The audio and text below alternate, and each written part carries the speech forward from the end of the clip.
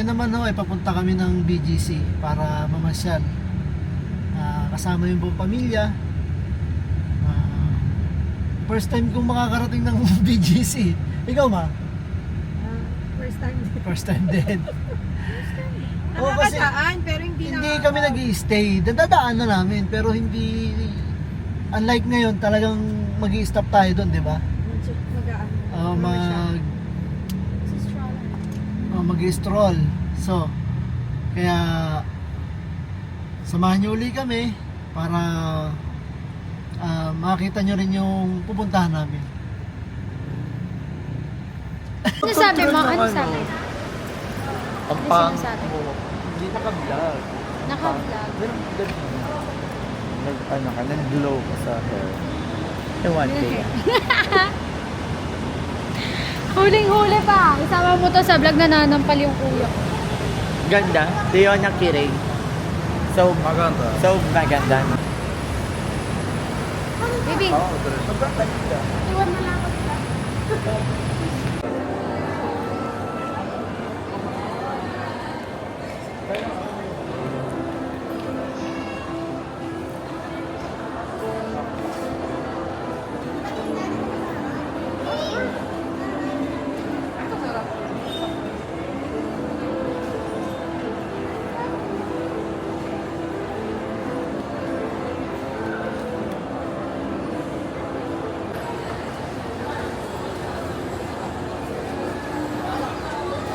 Pangit, no?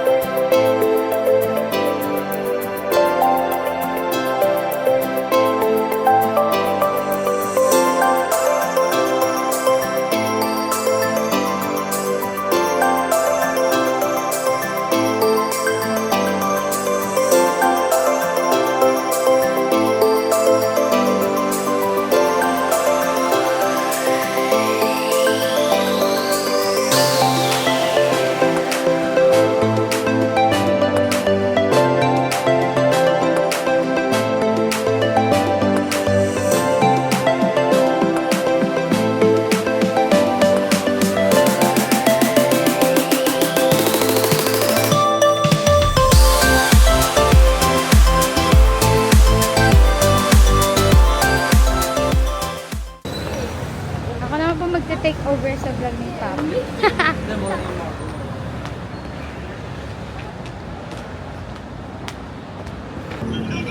Nag-date po kami ni Bruno, kaya hindi nila kami nakikasama ngayon. Sabi ko nag-date kami ni Bruno, kaya hindi kami kasama kanina. Oh, Where are we? I good. Ako ESK. happy. Sobra happy. Are you happy? Ako. Oh! Ano ta nita Brazil gym da siya. Brazil gym ita bar da siya. Koko BTC. いらない好きじゃない ESK. いらない Baby, sige. 私好き一緒時間かかる Por qué? 時間かかるだ Oh, de mo嬉しい、楽しい。楽しい一緒ベンパギ見てる Netflix あ見てる Netflix でもこっちスモークだ Alcohol. 嫌だ Ah,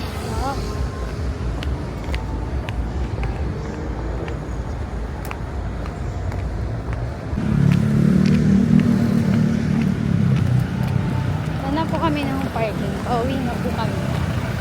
Ay, babu? こっち Yes.